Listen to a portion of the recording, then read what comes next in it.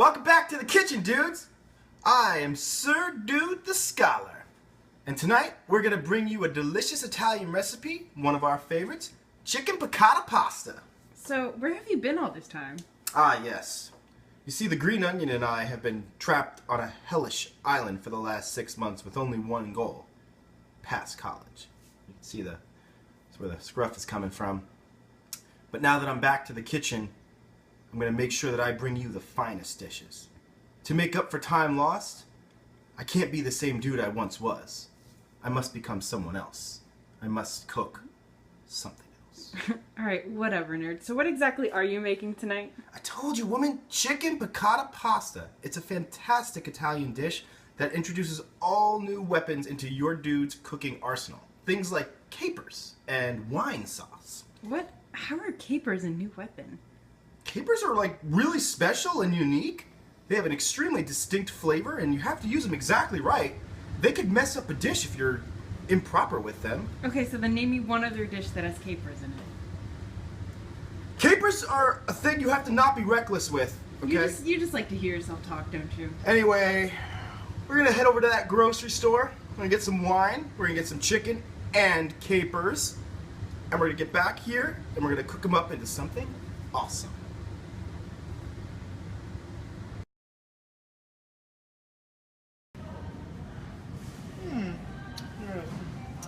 Okay, so we're here at the wine aisle.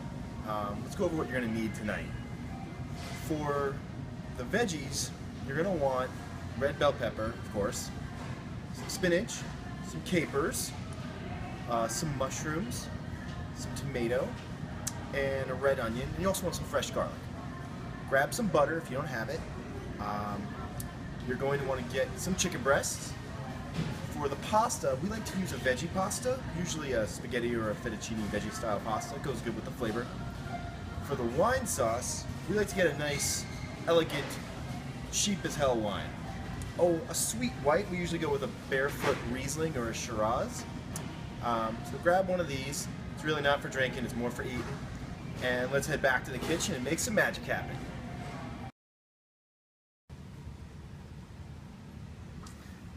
Alright, we're back. Let's go to step number 1. We've got our pasta and veggie duty. First things first, we're going to start with the pasta, get that cooking while we do other things. Just boil a pot of water, throw the pasta in there and let it do its thing while we're working. We're going to start with the veggies, cut them up, get them in a big pan. First things you want to cook are the onions, the mushrooms, and the bell pepper. We'll save the capers, the spinach, and the tomato for a little later. So once you've got them cooking, you're going to want to include a few tablespoons of butter, because that's going to be a big base for your sauce a little later on. We'll get some butter in there.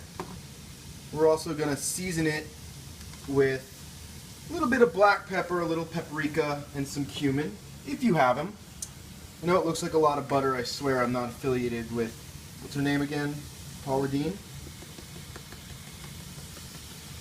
Once the pasta is finished, you're going to drain it and set it aside for now and move on to cooking that chicken. Step 2, chicken duty. So with our chicken, what we're going to do, start by cutting away all the fat and garbage, and then we're going to leave them into mostly whole breasts. We got particularly big ones tonight, so I'll probably cut them in half, but for the most part, leave them whole, don't chunk them up. We cook them on a very, very high heat because we like them a little bit burnt or blackened. Basically, I leave them cooking on one whole side until the breast is mostly cooked all the way through, and then flip it over and cook the other side just to be safe. I also season it with pretty much everything I've got. So I'll throw in paprika, black pepper, cumin, onion powder, some garlic. I even throw in a little Cajun just to get some flavor in there. I'll also throw a little splash of wine in it just to give it that extra little flavor. At this point, you can also add your tomato and your capers to the veggies. So cook your chicken, finish up cooking your veggies, and we'll be ready to move on to step 3.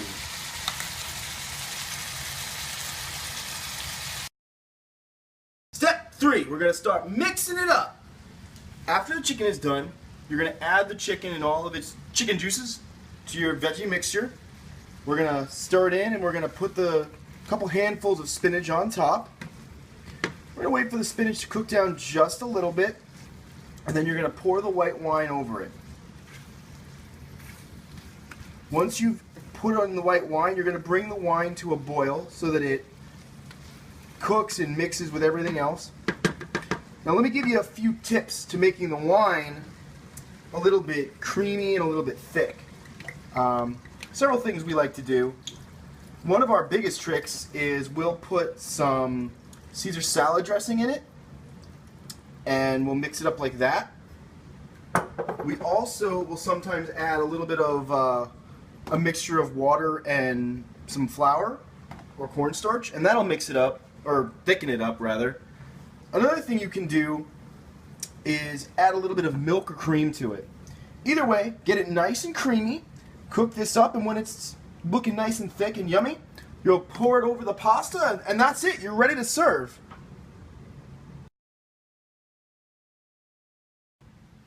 All right, it's been a while, but let's see how we're doing. Go ahead, chick, take a taste. Didn't they used to make this dish at Fridays? Yeah, they stopped. That's why I learned to make it. Alright.